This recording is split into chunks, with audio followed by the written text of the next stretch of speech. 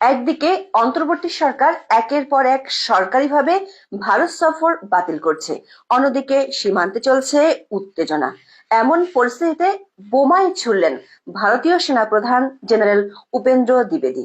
তার বক্তব্যে উঠে এসেছে দুই দেশের রাজনীতির মাঠে বিদ্বেষ ছড়ালেও তলে তলে দুই সেনাদলের সম্পর্ক বেশ গভীর। আর ইউনূস সরকার নির্বাচিত নয় বলে তাদের সাথে যে সম্পর্ক আগাবে না সেটিও স্পষ্ট করেছেন ভারতীয় সেনাপ্রধান।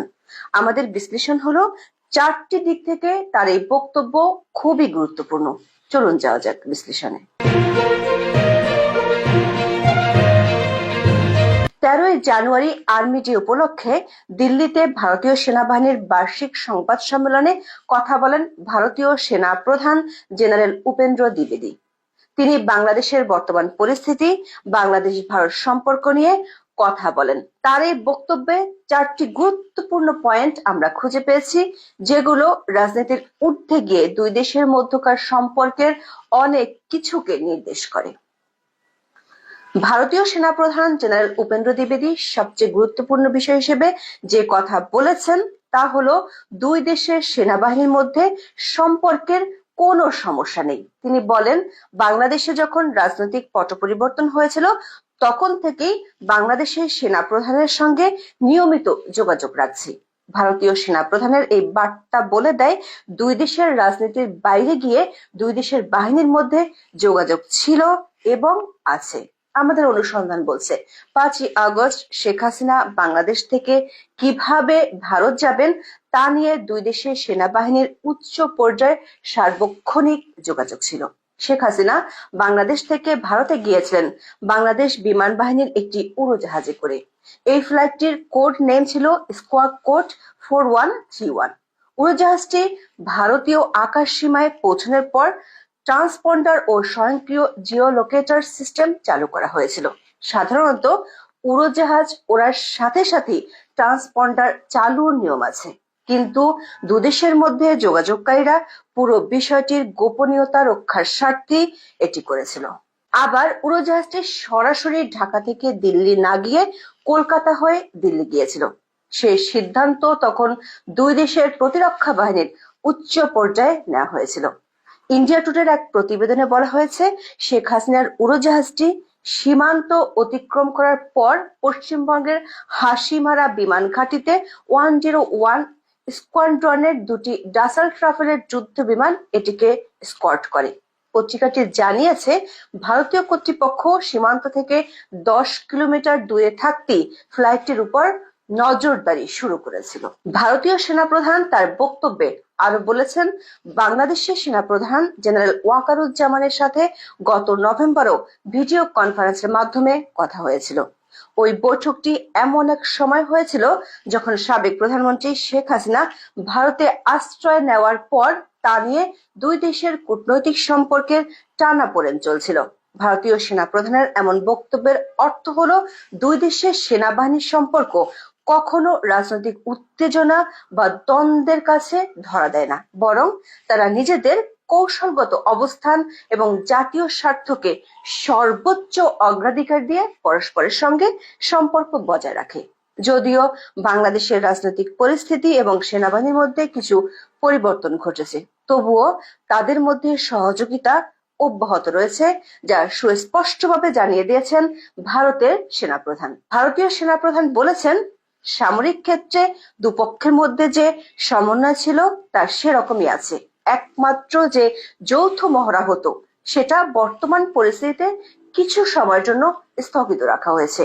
যখন পরিস্থিতির উন্নতি হবে তখন সেই যৌথ মহড়া চালানো হবে। ভারত ও বাংলাদেশ সেনাবাহিনীর মধ্যে সবশেষ যৌথ মহড়া হয়েছিল 2023 সালের 3 অক্টোবরে। এটি ছিল 11তম মহড়া। 2009 সালে ভারতের জোরহাটে প্রথম সম্প্রীতি মহড়া অনুষ্ঠিত হয়েছিল। খবর হলো, শেখ হাসিনার আমলের শেষ দিকে ভারত ও বাংলাদেশের মধ্যে কিছু প্রতিরক্ষা চুক্তি হয়েছিল। সেসব চুক্তির অধীনে দুই দেশের সেনাবাহিনীর মধ্যকার কোনো ইস্যু নিয়ে এখনো বিরোধ দেখা দেয়নি। বিশেষ করে বাংলাদেশের সামরিক বাহিনীর জন্য এখনো সবচেয়ে বেশি অস্ত্র কেনা হয় চীন থেকে। তাছাড়া বিশ্বের অনেক দেশ বাংলাদেশের কাছে অস্ত্র ও সামরিক সরঞ্জাম বিক্রি করতে চায়। তা সত্ত্বেও বাংলাদেশ ও ভারতের প্রতিরক্ষা চুক্তিগুলো আগের মতোই কাজ করে যাচ্ছে। গত অগস্টে বাংলাদেশের ছাত্র জনতার অভ্যুত্থান এবং আওয়ামী লীগের দীর্ঘ 15 বছরের শাসন অবসানের পর বাংলাদেশের রাজনীতি একটি নতুন মোড় নেয়। এতে বাংলাদেশ ভারত সম্পর্কেও টানাপোড়েন দেখা দেয়।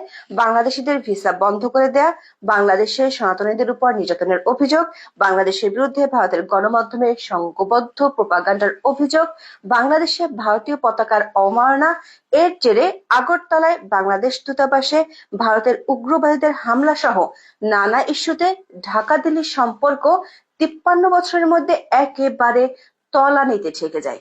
সবশেষ নতুন করে টানাপোড়েন উস্কে দেয় সীমান্ত ইস্যু। সম্প্রতি বাংলাদেশের কয়েকটি জেলার সীমান্তে বাংলাদেশের বর্ডার গার্ড, বিজিবি, ভারতীয় সীমান্তরক্ষী বাহিনীর স্থাপনা নির্মাণ নিয়ে আপত্তি তোলার পর সীমান্তে উত্তেজনা তৈরি হয়েছে। এ নিয়ে বাংলাদেশের পররাষ্ট্র মন্ত্রণালয় ভারতীয় হাই কমিশনারকে তলবও করেছিলেন। তবে ভারতের সেনাপ্রধান এ নিয়ে দুদেশের সেনাবাহিনীর সম্পর্কের ক্ষেত্রে কোনো প্রভাব পড়েনি বলে জানিয়েছেন।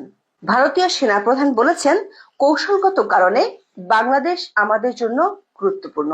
একইভাবে বাংলাদেশও ভারতকে কৌশলগতভাবে গুরুত্বপূর্ণ দেশ হিসেবে মনে করে। কয়েকদিন আগে দৈনিক প্রথম আলোতে দেয়া সাক্ষাৎকারে বাংলাদেশের সেনাপ্রধান ভারত সম্পর্কে যে বক্তব্য দিয়েছেন সেটি তিনি তুলে ধরেছেন।